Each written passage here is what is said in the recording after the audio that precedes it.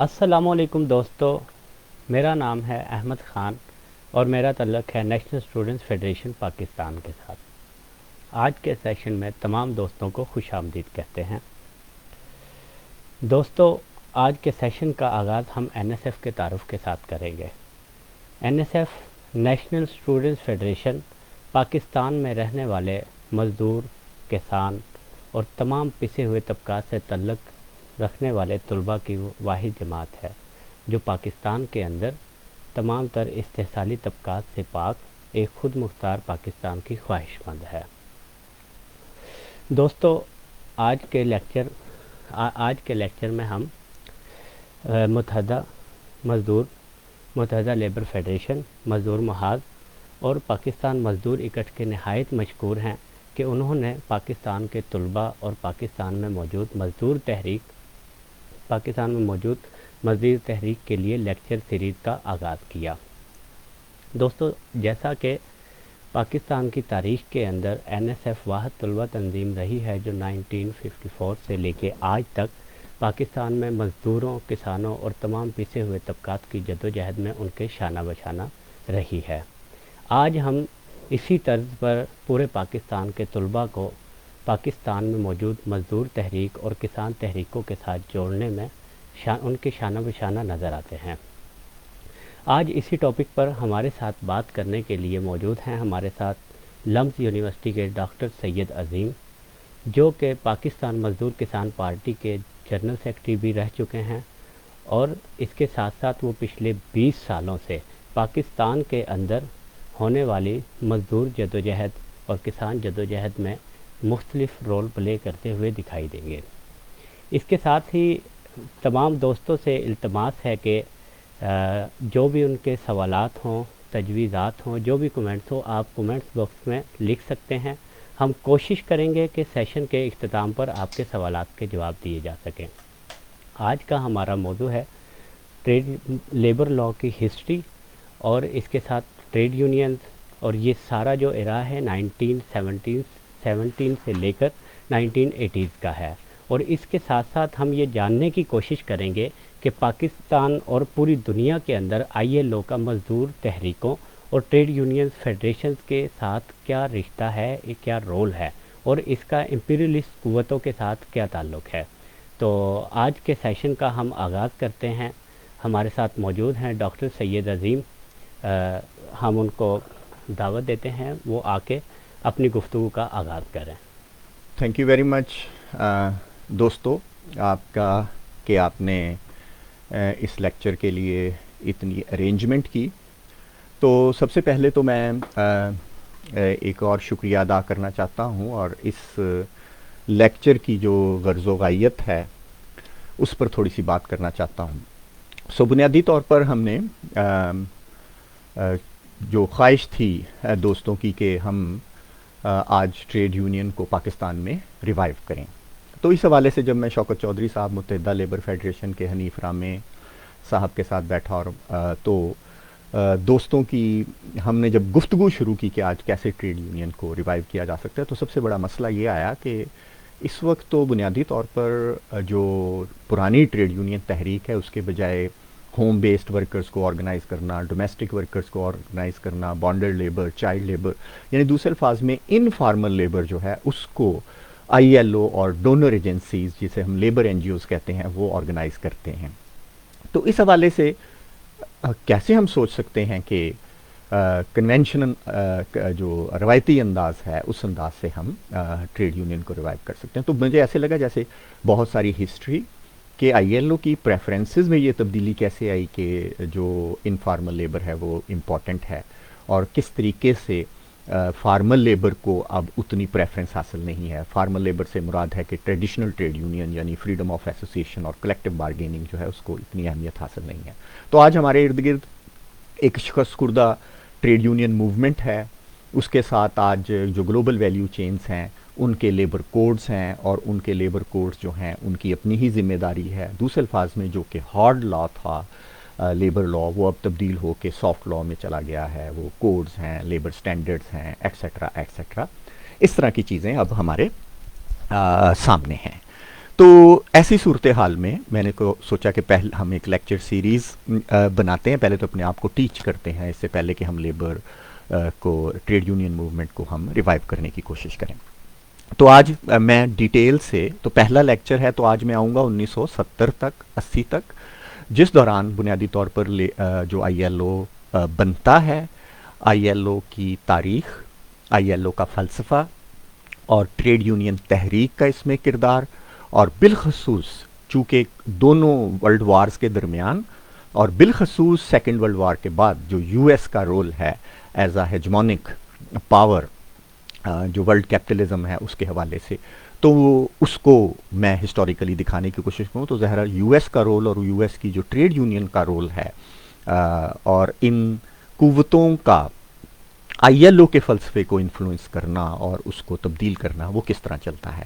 تو یہ ہے مختصر سی آج کے لیکچر کو میں 1980 تک لاؤں گا, اور اس کے بعد 1990 اور اس کے بعد 2000 میں مارکیٹ اکانومی اور گلوبلائزیشن میں کس طرح آئی ایل او کا فلسفہ بدلا اور ٹریڈ یونین تحریک بدلی اور مزدور تحریکیں جو ہیں وہ تبدیل ہوئیں. اس ہسٹری کے بغیر اس کو سمجھنا مشکل ہے. تو میں کوشش کرتا ہوں کہ لیکچر کو میں نے اس طرح سٹرکچر کیا ہے کہ یہ جو پیریڈ ہے اس کو میں نے 3 حصوں میں تقسیم کیا ہے. پہلا پیریڈ جو ہے 1919 سے 1944 تک کا ہے, یعنی ورلڈ وار 2 کے خاتمے.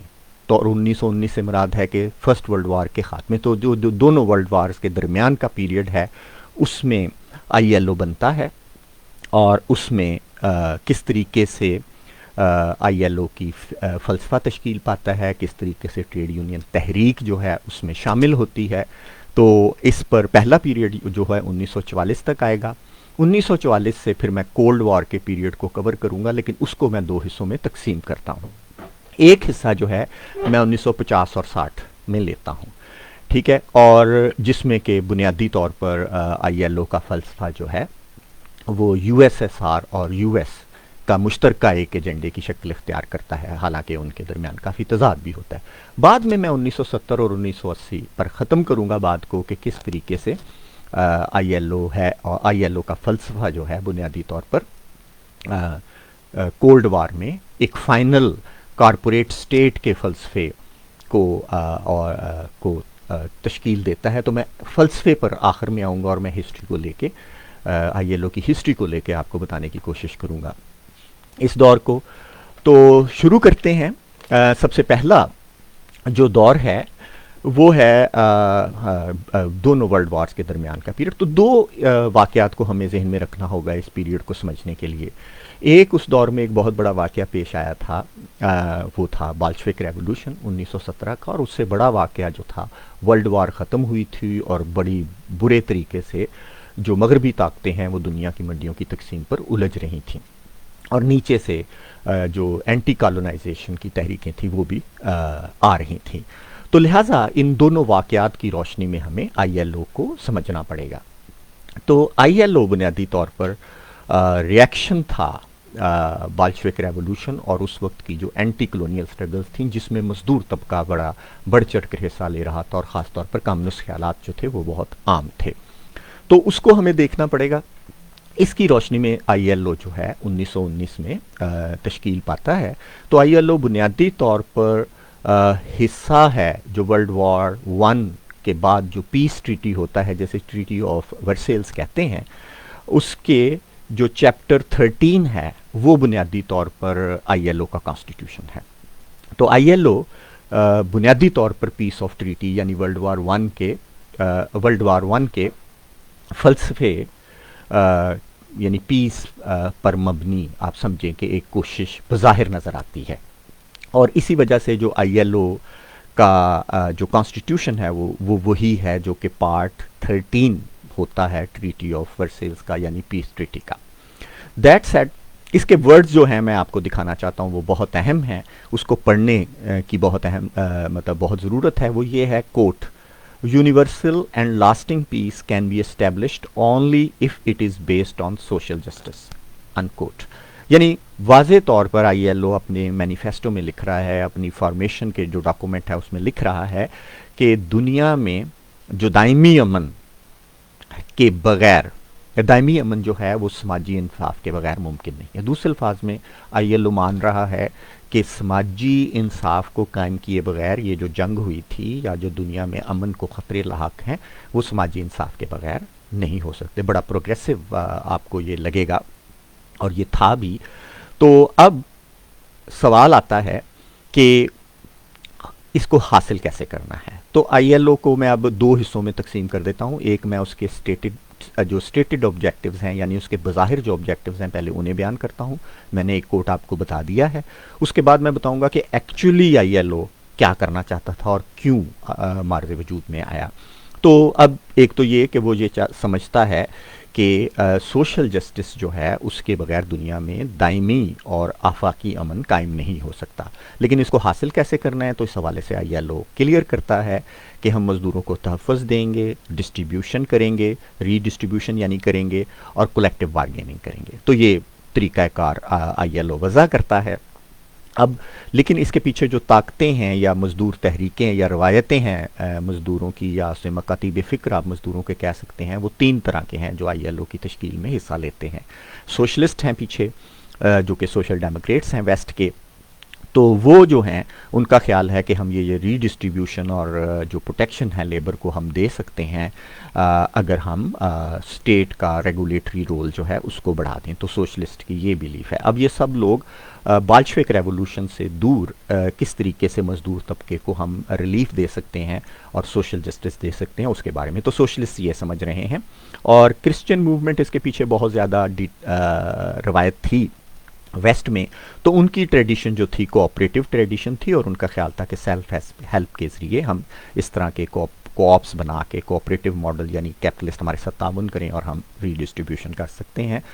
اور جبکہ امپلائرز جو کہ ایک اہم پارٹی تھے آئی ایل او کی، وہ سمجھتے تھے، ان کا لاجک یہ تھا اس ڈسٹریبیوشن کے لیے اور کلیکٹیو بارگیننگ کے لیے اور پروٹیکشن کے لیے، ان کا لاجک بڑا سمپل تھا کہ ہم فری انٹرپرائز ہونی چاہیے، اور اگر آپ صنعتوں کو آزادی دیں گے یعنی فری انٹرپرائز دیں گے، پریشر نہیں ہونا چاہیے لیبر کا غیر ضروری طور پر وائلنٹ قسم کا، تو اس سے اکنامک ڈیولپمنٹ ہوگی اور ہمارے پاس جو فنڈز آئیں گے وہ ہم سوشل سپینڈنگ پر خرچ کر سکتے ہیں۔ اس طرح تینوں پارٹیز بنیادی طور پر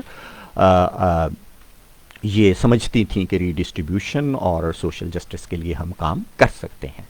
تو لیکن ان کا اب طریقہ کار کیا ہوگا؟ تو جب یہ طاقتیں اکٹھی ہوئیں تو ان کا خیال تھا کہ ہم جو انٹرنیشنل لیبر ہے ہم یہ کر سکتے ہیں۔ اب ویسٹرن پاورز کا خیال تھا کہ آئی ایل کو چلائیں گے کیسے، تو ان کا خیال تھا کہ ہمارے ملکوں میں جو لیبر لیجسلیشن ہے وہ بڑی ایڈوانسڈ ہے، اور ہماری جو ایڈوانسڈ لیبر لیجسلیشن ہے اس کی بنیاد پر ہم یہ کریں گے کہ ترقی یافتہ ملکوں کی لیجسلیشن کی بنیاد پر ہم لیبر کوڈز بنا دیں گے، اور تمام جو ممبرز ہیں آئی ایل او کے وہ ان کوڈز کو خود بخود آٹومیٹکلی ریٹیفائی کر دیں گے۔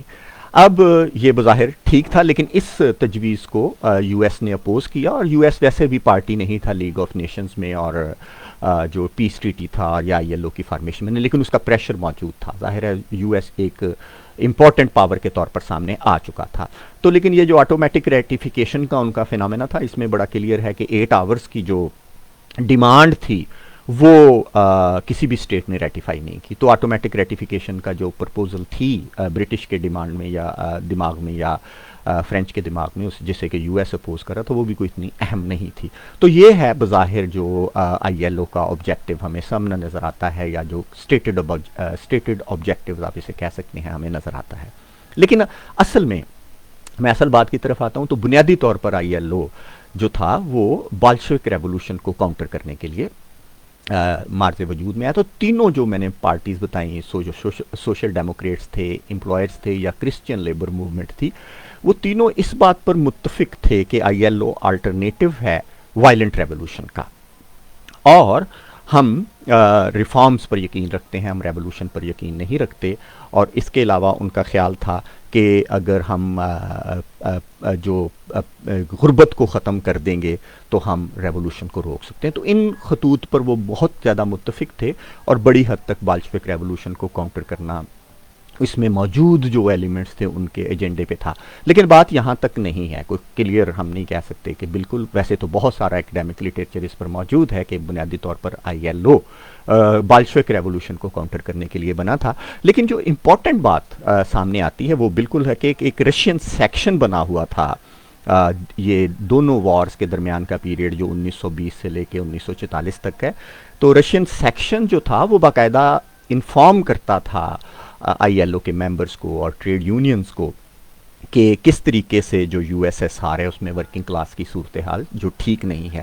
تو بڑی حد تک آئی ایل او جو اس وقت ایک ایجنسی کے طور پر کام کر رہا تھا, یعنی انٹیلیجنس ایجنسی کا کردار دے رہا تھا, یعنی دوسرے الفاظ میں وہ انفارم کر رہا تھا کہ روس میں حالات ٹھیک نہیں ہیں. تو اب یہ ہم چلو اس ڈیٹیل میں ابھی نہیں جاتے, ہم دیکھتے ہیں کہ بذات خود جو آئی ایل او جو ہے اس کے جو اسٹیٹڈ آبجیکٹیوز ہیں اور اس کے جو ریئل آبجیکٹیوز ہیں آئی ایل او کے, ان کے درمیان تھرو آؤٹ ایک ٹینشن چلتی ہے. یعنی جب وہ کہتا ہے کہ universal and lasting peace can be established only if it is based upon social justice. تو ایک طرف تو آئی ایل او تسلیم کر رہا ہے کہ جناب آپ نے لاسٹنگ پیس اگر لانا ہے تو سوشل جسٹس پہلے ہے پھر پیس آئے گا. تو ایک طرف تو I L O social change اور ڈی کموڈیفیکیشن آف لیبر کے ایجنٹ کے طور پر کام کرنا چاہتا ہے, اور دوسری طرف آئی ایل او جو ہے وہ اکنامک گلوبلائزیشن کے ایجنٹ کے طور پر کام کرنا چاہتا ہے. تو یہ جو ٹینشن ہے پہلے دن سے آئی ایل او کے اندر موجود ہے, اور یہ ٹینشن جو ہے آئی ایل او کے اندر آج تک موجود ہے. ہم 1990 میں خاص طور پر آئیں گے تو ہمیں پتہ لگے گا 90 کی دہائی میں کہ کس طریقے سے یہ جو ٹینشن ہے یہ آج تک آئی ایل او میں موجود ہے. تو 1920 میں ہم ابھی اس کی فارمیشن تک ابھی ہم پہنچے ہیں. لیکن یہاں پر تھوڑا سا تذکرہ کر دوں کہ جو سوویت یونین ہے اس وقت, اس نے 1920 کی جو دہائی تھی اس میں آئی ایل او کو جوائن نہیں کیا, بلکہ اسے instrument of capitalist of exploitation قرار دیا. اور ویسے اس کے بعد بھی جب 1934 میں یو ایس ایس آر نے, سوویت یونین نے آئی ایل او کو جوائن کیا, اس دور میں بھی جو سوویت یونین ہے اس نے کوئی خاص کردار ادا نہیں کیا. تو 1934 میں جوائن کیا اور میرا خیال ہے کہ 1937 میں چھوڑ دیا, اور اس کے بعد سوویت یونین نے 1954 میں 1954 میں دوبارہ آئی ایل او کو جوائن کیا. تو لیکن اس کے بعد بھی جو رول ہے سوویت یونین کا وہ ایز سچ سپورٹیو رول نہیں ہے آئی ایل او کے لیے. اس پر میں بعد میں آؤں گا. تو یہ ایک علیحدہ بحث ہے, لیکن بحیثیت مجموعی اب تو آئی ایل او کی فارمیشن اور اس کا فلسفہ تھوڑا سا بنیادی, ابھی میں اصل فلسفی جو ہے تھیوریٹیکل میں اس پر آخر میں آؤں گا لیکچر کے اینڈ پہ. لیکن یہ ہو گیا کہ یو ایس کا رول کیا تھا, یو ایس ایس آر کا رول کیا تھا, گریٹ برٹن کیا چاہتا تھا, فرانس کیا چاہتا تھا. لیکن اب ہم تھوڑا سا ٹریڈ یونینز کے رول پر بات کرتے ہیں. تو اس میں خاص طور پر میں یو ایس کی جو ٹریڈ یونین ہے اس کے رول پر بات کرنا چاہتا ہوں. تو جنرلی امریکن جو ٹریڈ یونین ہے اس کے بارے میں کہا جاتا ہے کہ اس کی جو آرگنائز لیبر ہے وہ بنیادی طور پر امریکن کیپٹلزم کے سب آرڈینیٹ ہے, یعنی اس کے زیر اثر رہتی ہے. تھوڑی سی ایکسیپشنز ہیں, میں اس کی طرف آتا ہوں, کانگریس آف انڈسٹریل آرگنائزیشن کی طرف کہ وہ اس میں تھا. تو لیکن پہلے یہ کہ کیوں جو امریکن ٹریڈ یونین کی جو ٹریڈیشن ہے وہ امریکن کیپٹلزم کے سب آرڈینیٹ رہتی ہے. تو ایک تو یہ کہ وہ بلیو کرتے ہیں موسٹلی کہ وہ فری انٹرپرائز پر بلیو کرتے ہیں, ٹھیک ہے, اور تھرو آؤٹ ان کا فارن پاورز پر بہت زیادہ ڈسٹرسٹ رہا ہے, اور ریئرلی جو امریکن ٹریڈ یونین ہے وہ ان کی فارن پالیسی کو کنفرنٹ کرتی ہے, جو کہ کولڈ وار میں تو بہت ہی ڈسپیوٹڈ تھی, اور میں جو پوسٹ کولڈ وار جو ایرا ہے اس پر بعد میں بات کریں گے. اور سب سے بڑھ کر یہ کہ انتہائی اینٹی کمیونسٹ جو ہے اپروچ ہے امریکن فیڈریشن آف لیبر کی رہی ہے. لیکن اس سے جو دھڑا ٹوٹا تھا 1934 میں جو کانگریس آف انڈسٹریل ریلیشنز تھا, انڈسٹریل آرگنائزیشن تھا, وہ وقتی طور پر ٹوٹا تھا. اس میں کمیونسٹ ڈومینیٹ تھے, لیکن بعد میں ان کو بھی گریجولی ختم کیا گیا, اور ڈومیننٹلی جو امریکن فیڈریشن آف لیبر ہے اس کا کردار جو ہے وہ اینٹی کمیونسٹ رہا ہے اور سوویت یونین کے خلاف رہا ہے. تو خیر میں ان پر تھوڑا سا بات کروں تو جو مطلب 1900 جو پہلی عالمی جنگ کے دوران بھی جو سیمیول گومپرس تھا اس نے پریزیڈنٹ ولسن کو سپورٹ کیا تھا. پھر 1930 کا جو گریٹ ڈپریشن تھا, مزدوروں کی بہت بری حالت تھی, تو اس میں بھی امریکن فیڈریشن آف لیبر جو ہے وہ بہت زیادہ حد تک امریکن انٹرپرائز کے ساتھ تھی اور ان کے پریزیڈنٹس کے ساتھ تھی. تو لیکن جو CIO ہے کانگریس آف انڈسٹریل آرگنائزیشنز تھی، وہ 1934 میں اس سے علیحدہ ہوتی ہے. اور ان کی جو ایک اور بہت اہم ڈویژن تھی کہ جو AFL تھی، امریکن فیڈریشن آف لیبر، وہ بنیادی طور پہ کرافٹ بیسڈ یونین بناتے تھے، یعنی اسکل بیسڈ یونین بناتے تھے، جبکہ CIO جو تھی وہ انڈسٹریل آرگنائزنگ کرنا چاہتی تھی. اس کا خیال تھا کہ ایک انڈسٹری کے تمام مزدوروں کو ریپرزینٹ کرنا چاہیے، اور خاص طور پر چونکہ اسکلڈ بیس میں موسٹلی وائٹ لوگ ہوتے تھے، تو CIO جو ہے اس میں زیادہ تر ان کی یونینز میں جو افریقن امریکن تھے، بلیکس تھے، وہ زیادہ تھے. تو یہ ریشیل ڈیوائڈ بھی اس میں موجود تھی.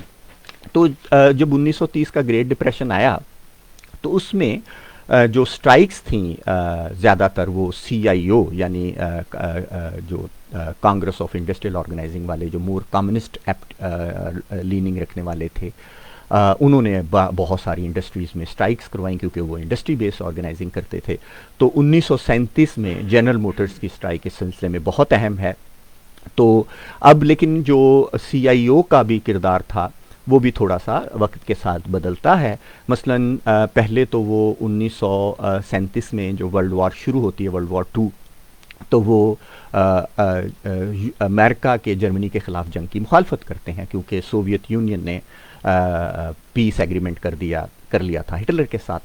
تو لیکن جب ہٹلر نے سوویت یونین پر حملہ کیا 1942 میں، تو CIO نے پھر اس جنگ کی حمایت کرنا شروع کر دی. تو اس دوران پھر آپ کو پتہ ہے پوری دنیا کے جو کمیونسٹ پارٹیاں تھیں وہ اتحادیوں کے ساتھ مل گئی تھیں اور سوویت یونین کے دفاع کے لیے. تو وہاں سے ایک US میں بھی یہ حالانکہ انڈسٹریل آرگنائزنگ کرتے تھے اور نیشنل لیول پر بہت زیادہ بارگین نہیں کرتے تھے، لیکن اس ایونٹ کے بعد ان کے بھی اسٹیٹ کے ساتھ جو تعلقات ہیں وہ کافی لیکن جو اوور آل CIO یعنی AFL کے مقابلے پر مرج ہوئی تھی 1934 میں، اس میں ڈومیننٹ وہاں پر کمیونسٹ تھے، ان کا جینڈر پر بہت اچھا ریکارڈ تھا، لیکن جو سیکس ڈسکریمنیشن ہے اس پر یہ پروگریسو نہیں تھے.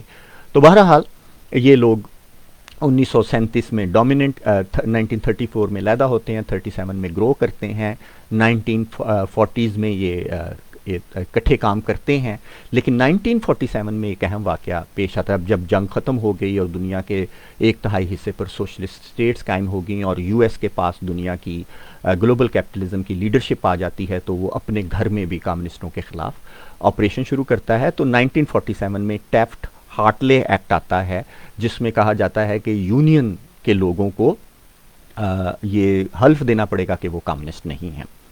تو اینٹی کمیونسٹ ڈرائیو شروع ہوتی ہے جس میں CIO بہت زیادہ ویک ہو جاتی ہے. اس کے علاوہ ریشیل ڈیوائڈ بھی بہت زیادہ تھی اور وہ ہینڈل نہیں کر سکے، لہٰذا 1955 تک یہ دوبارہ AFL میں مرج کر جاتے ہیں. تو یہ تھوڑی سی میں نے بریف ہسٹری اس لیے بتائی کہ اب جب بھی میں بات کروں گا امریکن ٹریڈ یونین کی تو اس سے مراد امریکن فیڈریشن آف لیبر ہے، اور وہ ڈومیننٹلی فری انٹرپرائز کو سپورٹ کرتی ہے، اینٹی کمیونسٹ ہے، اور ابھی میں اس کی مزید ہسٹری آپ کے سامنے رکھوں گا. لیکن اب کولڈ وار شروع ہو جاتی ہے، ہم کولڈ وار کے پیریڈ میں چلتے ہیں. اب کولڈ وار میں 2 اہم واقعات پیش آتے ہیں.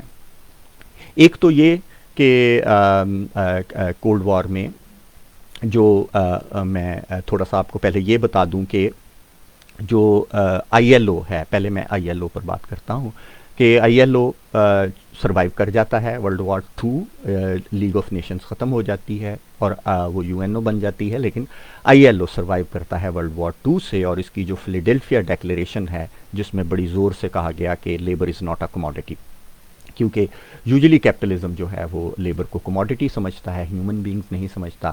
تو فلیڈیلفیا میں یہ بہت زور سے بات کہی گئی، لیکن بہرحال یہ سلوگن کی حد تک درست ہے.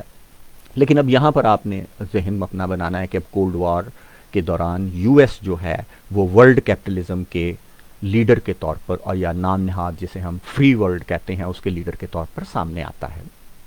اب جو ظاہر ہے جب آپ ورلڈ کیپٹلزم کے لیڈر کے طور پر سامنے آتے ہیں تو ظاہر ہے کہ آپ کی جو لوکل انڈسٹری ہے یا لوکل ہیجمنی ہے وہ ریفلیکٹ ہوگی آپ کے گلوبل ایکسپینشن میں بھی. تو یہاں پر بڑا اہم फ़िलॉसफ़ी आपको समझनी होगी कि फ्रॉम द बिगनिंग वैसे तो ILO की फ़िलॉसफ़ी ट्राईपार्टिज़म थी और इंडस्ट्रियल रिलेशंस की फ़िलॉसफ़ी थी, लेकिन US की हेजमनी के बाद बिलखसूस जो है ट्राईपार्टिज़म और जो इंडस्ट्रियल रिलेशंस की फ़िलॉसफ़ी है वो डोमिनेट कर जाती। लेकिन अब मैं इसको थोड़ा सा बयान करता हूँ कि US में बुनियादी तौर पर ट्रेड यूनियन की फ़िलॉसफ़ी है क्या, डोमिनेंटली क्या थी। वो ये थी कि ये ट्रेड यूनियन फ्रीडम पर यकीन रखते हैं, कलेक्टिव बार्गेनिंग पर यकीन रखते हैं, इंडस्ट्रियल पीस और इंडस्ट्रियल रिलेशंस पर यकीन रखते हैं और ट्राईपार्टिज़म पर। तो इस फिलॉसफी को मैं लेक्चर के एंड पे एक्सपैंड करूंगा कि किस तरह ये फ़लसफ़ा जो है बुनियादी तौर पर US के जो कॉरपोरेट कैपिटलिज्म है उसका नुमाइंदा था और एट दी सेम टाइम ये सोवियत यूनियन का जो स्टेट कैपिटलिज्म है उसका नुमाइंदा भी था। इसी तरीके से ये थर्ड वर्ल्ड की जो स्टेट कैपिटलिज्म है और जो पैटर्नलाइज्ड किस्म की कैपिटलिज्म थी जो 22 फैमिलीज पाकिस्तान में थी, ये उनकी फ़िलॉसफ़ी का भी नुमाइंदा। मैं उसकी तरफ एंड पे आऊँगा, लेकिन बज़ाहिर मैं ये कहना चाह रहा हूँ कि ये फ़लसफ़ा भी डोमिनेट करता है ILO पर, ट्राईपार्टिज़म का और ये इंडस्ट्रियल रिलेशंस का। लेकिन एट दी सेम टाइम जो सबसे अहम बात मैं आपके साथ शेयर करना चाहता हूँ वो ये है कि जो ट्रेड यूनियन मूवमेंट है अमेरिका की, वो किस तरीके से अमेरिकन फॉरेन पॉलिसी का टूल कोल्ड वॉर में बन जाती है, इसको ज़रा आपने समझना है। तो मैं पहली बात तो ये कहूँगा कि IMF और वर्ल्ड बैंक के बाद जो कि प्योरली अमेरिकन इंस्टीट्यूट्स थे, यानी उसने यूरोप को भी इवन सरपास करके ये इंस्टीट्यूशंस बनाए थे वर्ल्ड कैपिटलिज्म को सपोर्ट करने के लिए। इन दोनों के बाद जो मोस्ट इन्फिल्ट्रेटेड इंस्टीट्यूशन है US फॉरेन पॉलिसी में वो ILO है। अब मैं इसको इस्टेब्लिश करूँगा स्लोली आपके सामने। और आपको पता है कि इसकी जो इलेक्शंस होते हैं जो IMF वर्ल्ड बैंक के, वो यूनिवर्सैलिटी के बेस पर नहीं होते, वन वोट वन। तो ये आप ऐसे ही समझें कि जैसे होली रोमन एम्पायर के इलेक्शन होते हैं, तो इन जो वर्ल्ड इंस्टीट्यूट्स हैं ILO या IMF या वर्ल्ड बैंक, इनमें भी जो सिलेक्शन है, इलेक्शन नहीं होता, इसी तरीके से होती है। तो खैर कोल्ड वॉर के दौरान मैं इस तरफ बाद में आता हूँ कि US कैसे ILO को यूज़ करता है, लेकिन सोवियत यूनियन जो है वो दोबारा मेंबर बनता है 1954 में, और इस पर यही एतराज़ करता है US बहुत ज़्यादा। US और AFL American federation of labour बहुत ज़्यादा एंग्री रिस्पांस देते हैं इस पर कि उनकी मेन पॉइंट उनका ये होता है कि सोवियत यूनियन की मेंबरशिप के ख़िलाफ़ कि एक तो इनमें ट्राईपार्टिज़म नहीं है, क्योंकि वहाँ फ्री एंटरप्राइज नहीं है, यूजली स्टेट एंटरप्राइजेस हैं। तो लिहाजा इस वजह से जो US सोवियत यूनियन से ट्रेड यूनियन लीडर आते हैं वो पार्टी के मेंबर होते हैं, वो स्टेट ऑफिशियल्स होते हैं, ठीक है, वो ट्रेड यूनियन लीडर्स तो होते नहीं हैं। तो लिहाजा इस बेसिस पर वो मुखालफत करते हैं। लेकिन अब इस दौर तक आप देखें कि थर्ड वर्ल्ड में भी बहुत से मुल्क जो हैं वो आज़ाद हो चुके हैं और वो ILO के मेंबर बनते जा रहे हैं। तो लिहाजा थर्ड वर्ल्ड ने सोवियत यूनियन की एंट्री को सपोर्ट किया। उन्होंने कहा कि नहीं, देखें, ILO का फ़लसफ़ा ट्राईपार्टिज़म नहीं है, बल्कि ILO का फ़लसफ़ा यूनिवर्सैलिटी है, यानी तमाम दुनिया के ममालिक जो सोवरन ममालिक हैं उन्हें ILO का मेंबर बनाया जा सकता है। तो यूनिवर्सैलिटी का जो प्रिंसिपल है वो अप्लाई किया गया और सोवियत यूनियन की राह हमवार की गई। लेकिन ट्राईपार्टिज़म बहरहाल इनकार नहीं किया गया। बुनियादी तौर पर जो पिलर था वो ट्राईपार्टिज़म ही था सोवियत यूनियन की पॉलिसी का। अब मैं आता हूँ कि किस तरीके से फिर 1950 और 60 की दहाई में जो ILO है वो बुनियादी तौर पर अब सोवियत यूनियन के आने से ये दोनों जो ब्लॉक्स हैं दुनिया के, उनकी पॉलिटिक्स का फोरम बन जाता है और उनकी फ़िलॉसफ़ी का अलंबरदार बन जाता है। तो इस हवाले से मैं आपको पहले ये बताता हूँ कि क्यों फिर ये ILO की फ़िलॉसफ़ी जो है ये इन दोनों ब्लॉक्स की जो कैपिटलिस्ट डेवलपमेंट है या मींस ऑफ प्रोडक्शन की डेवलपमेंट या रिलेशंस ऑफ प्रोडक्शन की डेवलपमेंट है उसको रिफ्लेक्ट कर रही थी। तो इन दोनों ने अब 1950s और 60s में दोनों ब्लॉक जो थे, इन दोनों ने नारा उस वक्त लगाया है कि इकोनॉमिक ग्रोथ और इंक्रीज्ड प्रोडक्टिविटी का नारा उन्होंने लगाया। अच्छा, अब ये बड़ा सिंपल फोर्डेस्ट मॉडल है। जाहिर है कि जो सोशलिस्ट ममालिक हैं वो भी टेक्नोलॉजिकल डेवलपमेंट, प्रोडक्टिविटी, اس کے نعرے لگا رہے تھے. تو وہ تو خیر ڈسٹریبیوشن کرتے بھی تھے سوشلسٹ بلاک والے تو, لیکن جو اس انکریز پروڈکٹیوٹی اور اکنامک گروتھ میں تھے, اس میں یو ایس اور جو باقی تھرڈ ورلڈ کے ممالک تھے وہ ری ڈسٹریبیوشن کو پرومس کرتے تھے کہ اکنامک گروتھ اور پروڈکٹیوٹی کے نتیجے میں ہم ری ڈسٹریبیوشن کریں گے, لیکن ایکچولی ایسا ہوتا نہیں تھا. تو موسٹلی یہ جو اس انکریزڈ پروڈکٹیوٹی کے نعرے اور اکنامک گروتھ کے نعرے میں جو آئی ایل او کا مین رول بن گیا وہ بن گیا ٹیکنیکل اسسٹنس. اچھا جی, اب یہ جو ٹیکنیکل اسسٹنس دینے کے لیے بہت سارے جو آئی ایل او نے پروڈکٹیوٹی سینٹرز قائم کیے, جس میں کہ ٹریننگ یہ کرتے تھے مینجمنٹ کی اور لیبر بیوروکریسی کی, یعنی ایک اشرافیہ تھی لیبر کی جس کی وہ ٹریننگ وغیرہ کرتے تھے. اچھا, پرابلم اس پروڈکٹیوٹی اور ٹیکنیکل اسسٹنس کے ساتھ کیا تھی کہ اس میں آپ غور کر رہے ہیں کہ پرائمیسی ہے, ابلیت دی جا رہی ہے اکنامک گروتھ کو سماجی گروتھ کے اوپر. آپ جبکہ آپ دیکھیں کہ اوریجنل جو مینیفیسٹو تھا آئی ایل او کا, اس میں تو کہا گیا تھا کہ سوشل جسٹس کے بغیر امن قائم نہیں ہو سکتا. اب کیا ہو رہا ہے کہ جب تک معاشی ترقی نہیں ہوگی اس وقت تک ہم سوشل جسٹس نہیں دے سکتے. دوسرے الفاظ میں آپ اکنامک گروتھ اور اس کی سپورٹ کر رہے ہیں. تو مجھے ایسے محسوس ہوتا ہے کہ آئی ایل او جو تھا, آئی ایل او چاہتا تھا کہ سوشل جسٹس ہو, لیکن وہ فری ٹریڈ اور جو گلوبل اکنامک کمپٹیشن ہے اسی کے اندر جو ہے تھوڑی بہت سوشل جسٹس جو ممکن ہے وہ دلوا سکتا تھا. تو یہ جو 1945 سے 1970 تک ممبرشپ جو ہے آئی ایل او کی وہ 52 سے 121 تک ہو گئی, لیکن یہ جو جتنے بھی نارمز تھے پروڈکٹیوٹی کے اور اکنامک گروتھ کے, یہ سارے یورپین تھے. اور لوکل تھرڈ ورلڈ ایلیٹ جو ہے وہ بھی اس پروڈکٹیوٹی اور گروتھ میں ساتھ شریک تھی, کیونکہ بہت سارا ٹیکنیکل اسسٹنس میں بہت ساری ہمیں لون بھی ملتے تھے, اور یہ چاہتی بھی تھی یہ ایلیٹ جو ہے اس کو فوکس کرے. تو خیر, لیکن اصل جو میں آپ کو بتانا چاہ رہا ہوں کہ اہم ترین لڑائی جو ہوئی I L O per dominance میں اور ٹریڈ یونین میں, وہ اب میں اس کی طرف آتا ہوں کولڈ وار کے دوران. اب مارشل پلان جو تھا وہ آپ کو پتہ ہے کہ یورپ جو ہے سیکنڈ ورلڈ وار کے بعد بالکل ٹوٹ پھوٹ گیا تھا اس کا انفراسٹرکچر. تو امریکہ نے مارشل پلان کے تحت جو ری اسٹرکچرنگ ہے یورپ کی اس کا وعدہ کیا. اب باہر امریکہ کا انفلوئنس جو ہے, جو پہلا انفلوئنس ہے وہ مارشل پلان ہے, یعنی کہ یورپ کی ری اسٹرکچرنگ کرنا, یورپ کو اس کے پاؤں پر کھڑا کرنا. اپنے گھر یعنی یو ایس میں جو ہے وہ مکارتھی ایرا سٹارٹ ہوتا ہے, یعنی دوسرے الفاظ میں ایک بہت بڑا کریک ڈاؤن جو ہے وہ کمیونسٹ پر سٹارٹ ہوتا ہے. ان کو جاب سے علیحدہ کیا گیا, انہیں قید و بند دی گئی, اور بہت بڑے پیمانے پہ یہ سو کالڈ جو فری ورلڈ ہے اس میں جو ہے اس طرح کی کاروائیاں کی جاتی ہیں. بڑا خوفناک اور تاریک دور ہے یہ مکارتھی ایرا جو ہے امریکہ کی ہسٹری میں انسانی حقوق کے حوالے سے, جبکہ پوری دنیا میں یہ انسانی حقوق کا چیمپئن بن رہا تھا. اب یہ جو اینٹی کمیونسٹ ڈرائیو ہے جو امریکہ کی تھی کولڈ وار گلوبلی بھی, لیکن ابھی پہلا سٹیپ اس کا یورپ کو کھڑا کرنا تھا. تو اب یورپ میں آپ کو پتہ ہے کہ ٹریڈ یونین موومنٹ بہت مضبوط تھی, تو اس وجہ سے جو اے ایف ایل ہے یعنی امریکن فیڈریشن آف لیبر, جس میں کہ بعد میں سی آئی او بھی مرج کر جاتی ہے, تو اب اے ایف ایل ہی میں اس کو کہوں گا. اب یہ کس طریقے سے آن ورڈ ایکچولی انہوں نے ایک ماڈل ڈیولپ کرتے ہیں اور ٹریڈ یونین موومنٹ میں جو امریکن فارن پالیسی ہے اس کو پینیٹریٹ کرواتے ہیں, اور آئی ایل او پھر اس کا تخت مشق بھی بنتا ہے.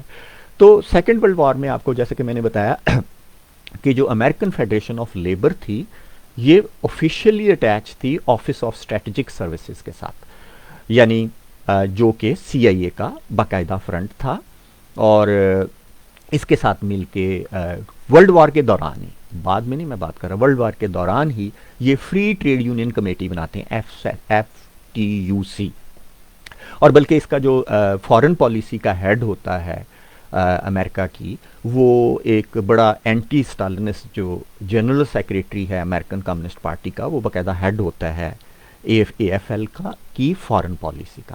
تو اس حد تک آپ اندازہ کریں گے پینیٹریشن ہے اے ایف ایل کی. اب اے ایف ایل جو امریکن فنڈنگ اب جا رہی ہے گورنمنٹس کو یورپین کنٹریز کی مارشل پلان کے تحت, اب وہ ظاہر ہے کہ ان گورنمنٹس میں بڑی حد تک سوشل ڈیموکریٹس بیٹھے ہیں اور ٹریڈ یونین کے لوگ بیٹھے ہیں.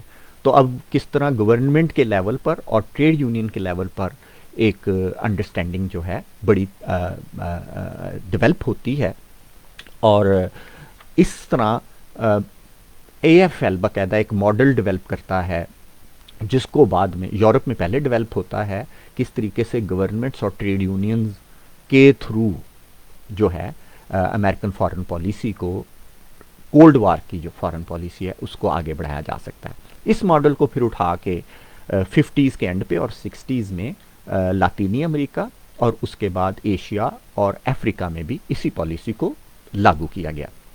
اچھا جی، اب اس میں سب سے پہلے اے ایف ایل نے، دوسرے الفاظ میں یوں کہنا چاہ رہا ہوں کہ امریکن فیڈریشن آف لیبر نے جو امریکن کیپٹلزم کے سولجر کا کردار ادا کیا، اور اس کا جو ہیڈ تھا، لیڈر رہا ہے جو ان 20-30 سالوں میں، وہ مینی تھا، جو کہ جب 1977 میں فوت ہوا تو اس کے بعد تھوڑی سی تبدیلیاں آئیں، میں اس کی بات بعد میں آتا ہوں۔ اب میں تھوڑے سے واقعات آپ کو بتاتا ہوں کہ کس طریقے سے اے ایف ایل جو ہے دنیا کی ٹریڈ یونین موومنٹ میں پینیٹریٹ کرتی ہے۔ اب پہلے تو سب سے پہلا جو ان کے لیے مشکل کام تھا وہ یہ تھا کہ کس طرح جو ڈومیننٹ قسم کی جو کمیونسٹوں سے جس میں ڈومینیٹ کرتے تھے اس world federation of trade union کو، WFTU کو ویک کیا جائے۔ یہ پہلا ٹاسک تھا۔ دنیا کی بہت زیادہ ٹریڈ یونینز جو ہیں وہ World federation of Trade Unions میں موجود تھیں، تو لہٰذا سب سے پہلے تو CIO جو کہ کمیونسٹ تھوڑی سی افیلیٹڈ یونین تھی اے ایف ایل کے ساتھ، تو پہلے تو اس نے وڈرا کیا کولڈ وار کے دوران، اور پھر اس کے بعد جو non communist British trade unions تھیں انہوں نے وڈرا کیا WFTU سے، اور باقاعدہ اس میں اے ایف ایل ان کی ہیلپ کر رہا تھا۔ تو اب ان کے ساتھ مل کر پھر اے ایف ایل نے مارشل پلان کے انفلوئنس کو یوز کیا اور بنائی International Confederation of Free Trade Unions. اچھا، اب یہاں بھی یہ بھی بن گئی، لیکن ابھی اس میں بھی جو اے ایف ایل ہے، امریکن فیڈریشن آف لیبر کا اتنا انفلوئنس نہیں تھا، کیونکہ برٹش ٹریڈ یونین کی ٹریڈیشن بڑی مضبوط تھی، تو اس طریقے سے اپنے مقاصد کو حل نہیں کر سکتا، تو کہ TUC جو تھی برٹش وہ زیادہ ڈومینیٹ کرتی تھی۔ تو پھر بائی 1953 خیر اسرائیل کی ٹریڈ یونین کے ساتھ مل کے اے ایف ایل نے TUC کو ویک کیا اور ICFTU سے باقاعدہ نکالا۔ تو اس طریقے سے کسی حد تک ٹریڈ یونین موومنٹ پہ اے ایف ایل نے اپنا اثر و رسوخ بڑھا لیا۔ ٹھیک ہے جی، لیکن یہ تو اب یورپ میں ہے۔ یورپ کے بعد اب یہ لاطینی امریکہ میں جو اے ایف ایل ہے اپنی ایکٹیویٹیز کو، اس ایکسپیرینس کو آگے لے کر کیسے چلتا ہے، تو وہی پیٹرن ہے کہ 1959 سے 61 کے دوران جو اے ایف ایل نے باقاعدہ بنایا American institute for free labour development. تو اس طرح کا یہ فری ٹریڈ یونین کا لفظ استعمال کرتے تھے، AIFLD یعنی American institute for free labour development, یہ بنایا، اور اس نے اس کے تھرو پھر لیٹن امریکہ کی ٹریڈ یونینز میں پینیٹریشن شروع کی، اور ان کا سلوگن تھا بلڈ فری سوسائٹیز ان لیٹن امریکہ۔ تو یہاں سے اب انفلوئنس جو ہے ٹریڈ یونین میں اے ایف ایل شروع کرتا ہے۔ پہلے بھی تعلقات تھے، بلکہ اس میں تو 1954 میں تو اے ایف ایل نے CIA نے اوور تھرو کیا تھا آربینز کی گورنمنٹ کو گوٹے-مالا میں، تو اس میں اے ایف ایل نے بڑی حد تک سپورٹ کیا تھا۔ پھر 1963-64 میں یہی جو American institute for free labour development بنا تھا، اس نے پارٹیسپیٹ کیا باقاعدہ برازیل میں جو گولارٹ کی گورنمنٹ تھی اس کو اوور تھرو کرنے میں۔ اسی طریقے سے CIA نے ٹریڈ یونین کے کور کو یوز کیا جو برٹش گویانا میں چیڈی جگن کی گورنمنٹ کو 1963 میں اوور تھرو کرنے کے بعد۔ تو اسی طریقے سے جو اے ایف ایل کی فیلیٹڈ یونین تھی ڈومینیکن ریپبلک میں، انہوں نے باقاعدہ US ملٹری جو انٹرونشن تھی ڈومینیکن ریپبلک میں to over through the government of Bush, تو اس کو بھی انہوں نے سپورٹ کیا۔ تو اب یہ ماڈل جو تھا لاطینی امریکہ تو بالکل قریب ہے، اور انہوں نے اس انفلوئنس کو استعمال کیا۔ اس کے بعد جو ہے ایشیا اور افریقہ میں بھی اسی طرح کے سملر ایکسپیریمنٹس کیے گئے۔ تو مثلاً AIFLD Asian American free labour institute بنایا گیا ایشین ممالک کے لیے، اور باقاعدہ جو ویتنام میں ایکشنز تھے وہ اس انسٹیٹیوٹ کے تھرو بہت سارے ٹریڈ یونین میں جو ایکشنز تھے وہ اسی کے تھرو ہوتے تھے.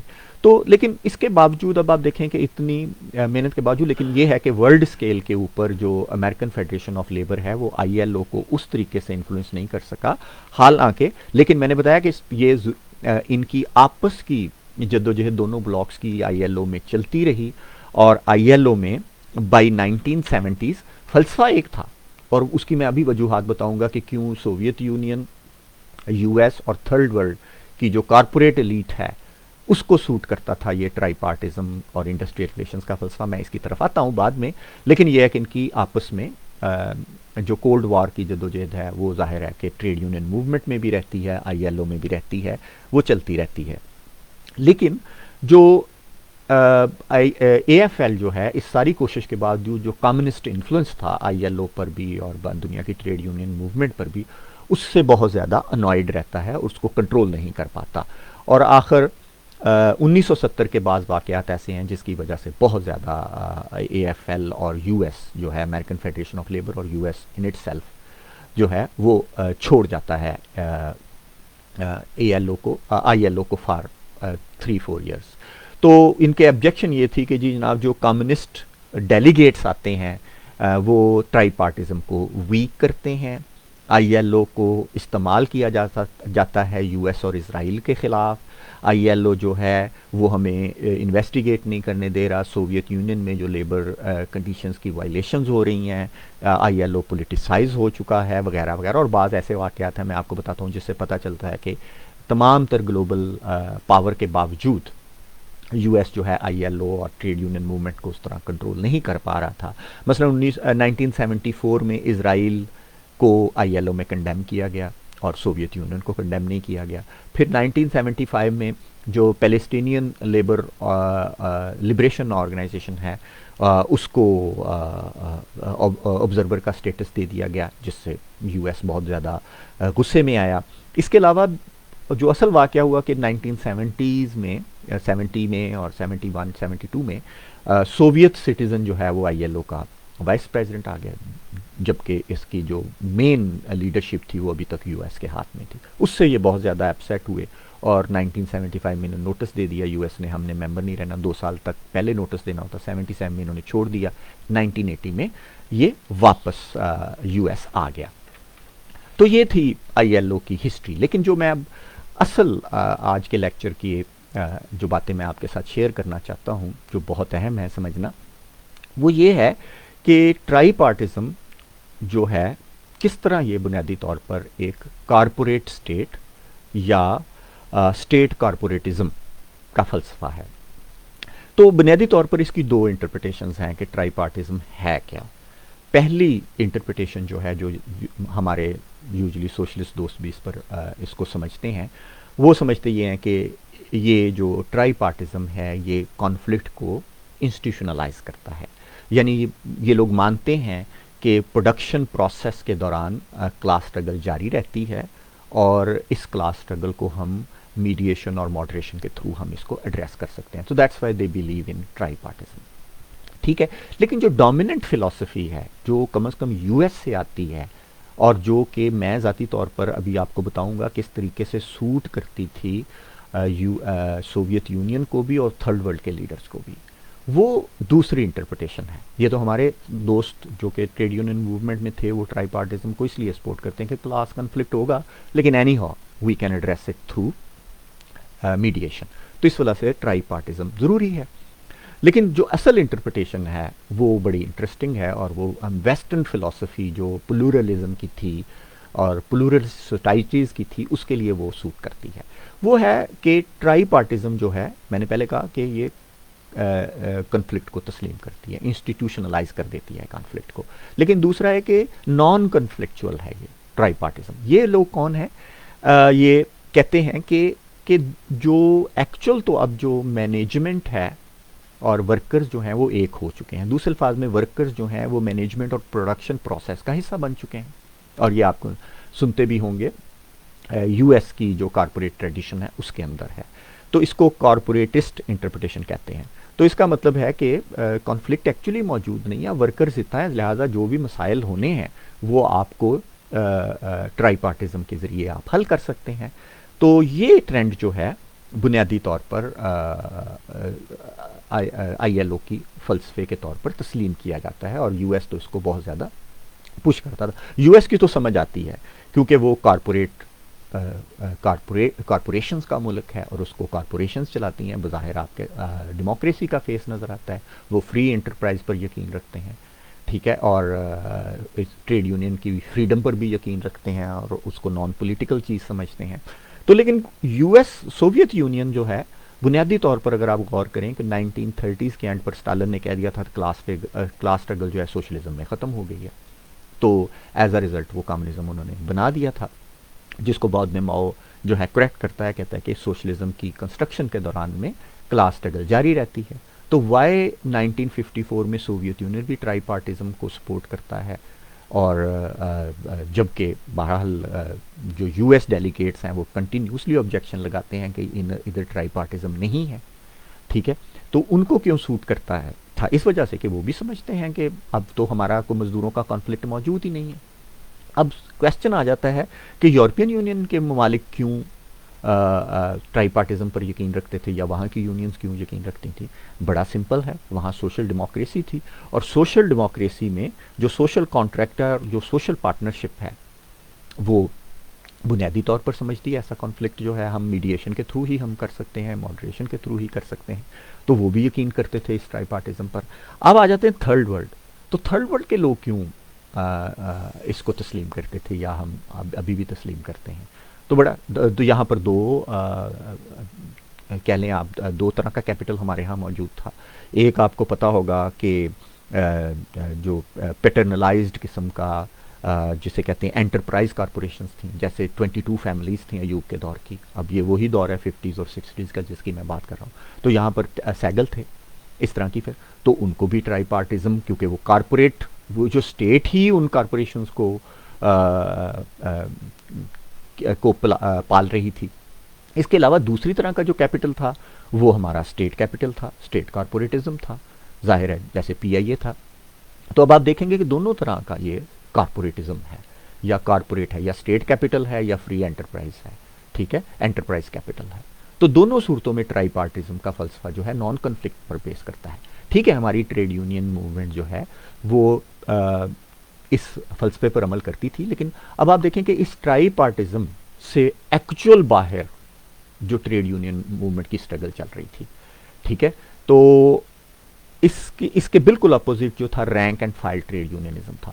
اگر سارا کانفلکٹس جو تھے وہ ٹرائی پارٹیزم نے حل کرنے تھے، تو سوال ہے کہ ہمیں پتہ چلتا ہے کہ 1968 کی جو اتنی بڑی موومنٹ پاکستان میں بھی آئی، یورپ میں بھی آئی، اس کا مطلب ہے کہ ٹرائی پارٹیزم سے باہر کانفلکٹ ایگزسٹ کرتا تھا، اور وہ ایکچوئل ٹریڈ یونینز کا کانفلکٹ تھا، اور وہ ٹریڈ یونینز جو ہیں اس انڈسٹریل ریلیشن اور ٹرائی پارٹیزم سے باہر ایگزسٹ کر رہی تھیں، ٹھیک ہے۔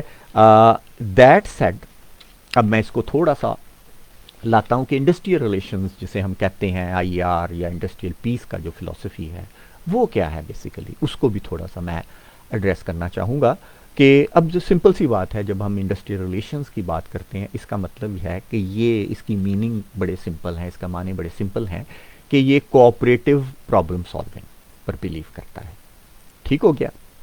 دوسری چیز ہے اس کے انہیرنٹلی اس کے اندر ایک بہت بڑا ایک یقین یہ ہے کہ جو کانفلکٹ جو ہے کیپٹلزم کی ارلی سٹیج میں تو انیویٹیبل ہے، لیکن بہرحال جب کیپٹلزم ڈیولپ کر جاتا ہے تو یہ نہیں رہتا، اور یہ جو ہے کانفلکٹ جو ہے وہ ان کے نزدیک مس انڈرسٹینڈنگ ہے، ریئل نہیں ہے، جبکہ ایک مارکسسٹ فلسفی ہمیں بتاتی ہے یہ کنٹرڈکشن ریئل ہے، یہ ایگزسٹ کرتا ہے، میڈیشن اور ماڈریشن سے یہ حل نہیں ہو سکتا بہرحال، لیکن انڈسٹریل ریلیشنز کا فلسفہ بہرحال یہ بنیادی جو ایزمپشنز ہیں ان پر یقین رکھتا ہے۔ اب جو سب سے بڑا مسئلہ، اب میں صرف ابھی 1970s اور 1980s تک ہی آیا ہوں، ٹھیک ہے، یہاں تک آئی ایل او کا فلسفہ کیا تھا، اس کے اندر پرابلمز کیا تھے، اس کے اندر سیاست کیا تھی، اس پہ کس طریقے سے گلوبل پاورز جو ہیں سٹرگل کر رہی تھیں، لیکن مین پرابلم جو آئی ایل او کے اس آئیڈیالوجی میں انڈسٹریل ریلیشن اور ٹرائی پارٹیزم میں تھیں، وہ اب میں اس کی طرف آتا ہوں۔ سب سے پہلی بات تو یہ ہے کہ جو زیادہ تر ایشوز جو تھرڈ ورلڈ کے تھے، ٹھیک ہے، ایون فرسٹ ورلڈ کے بھی میں کہوں گا، وہ جو یہ جو کارپوریٹسٹ پارٹنرشپ آئی ایل او شو کر رہا تھا یہ اس سے باہر تھے. میں اس کی مثالیں دیتا ہوں. مثلا لینڈ ریفارمز. اب آپ دیکھیں کہ ہمارا اصل مسئلہ لینڈ ریفارمز تھی. تو لینڈ ریفارمز جو ہیں تھرڈ ورلڈ کنٹریز میں ضروری تھیں, اور آپ کو رائٹ کیا لیفٹ کیا وہ سبھی مانتے تھے. ہمارے ہاں بھی آپ کو پتہ ہے 1949 کی جو ممتاز جو دولتانہ کی جو رپورٹ تھی لینڈ مسلم لیگ کی, خود کمیٹی مانتی ہے کہ لینڈ ریفارمز ہونی چاہیے. اونلی 2 جماعتیں تھیں جو کہ اصولوں پر جو ہے لینڈ ریفارمز کی مخالفت کری تھی. ایک جماعت احمدیہ تھی اور ایک جماعت اسلامی تھی. ان کی کتابیں لکھی ہیں ان کے علماء نے. تو باقی تو لوگ سمجھتے تھے کہ کرنی چاہیے لیکن نہیں کرنا چاہتے تھے, یہ علیحدہ بات ہے. تو لینڈ ریفارمز جو تھیں, لیکن آئی ایل او کے ایجنڈے پہ لینڈ ریفارمز نہیں تھی. تو سوشل جسٹس ہم نہیں سمجھتے لینڈ ریفارمز کے بغیر ہو سکتی تھی. تو آئی ایل او کے مینڈیٹ سے ایک تو یہ چیز باہر تھی. دوسری چیز ہے کہ جو بہت زیادہ لیبر تھی ہمارے ملکوں میں وہ تو انڈسٹریل ریلیشن اور ٹرائی پارٹیزم سے باہر تھی. لہٰذا 95% تقریباً جو لیبر تھی انڈیا کی وہ اس سے باہر تھی. تو لہٰذا جو آئی ایل او کا مینڈیٹ ہے وہ بہت تھوڑی لیبر کو ایڈریس کرتا تھا. جو سب سے بڑا پرابلم تھا وہ یہ تھا کہ جو پروڈکشن ڈیزائن ویسٹ نے بنایا تھا کولڈ وار کے دوران ان ملکوں میں, وہ ہمارے ملکوں کی بہت ہی چیپ قسم کی سیمی سکلڈ لیبر جو ہے پیریفریز سے وہی یوز کرتا تھا.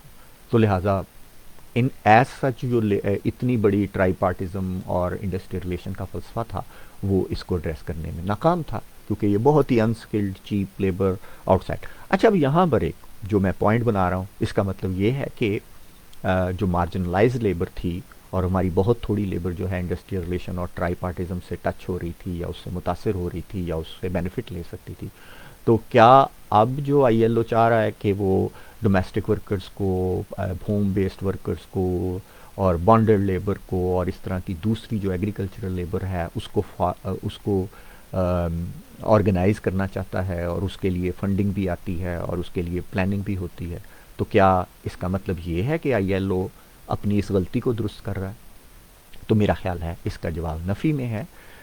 تو یہ جو انفارمل لیبر کا پش آئی ایل او کی طرف سے آتا ہے یہ بنیادی طور پر جو فارمل لیبر ہے, جو آلریڈی آرگنائز لیبر ہے, اس کو آلریڈی ویک کر چکا ہے, اور جو ریلیکسیشن ہے آئی ایل او کے رولز میں وہ بنیادی طور پر انفارمل لیبر کے لیے جو ہے at the cost of formal and organize labour ہے.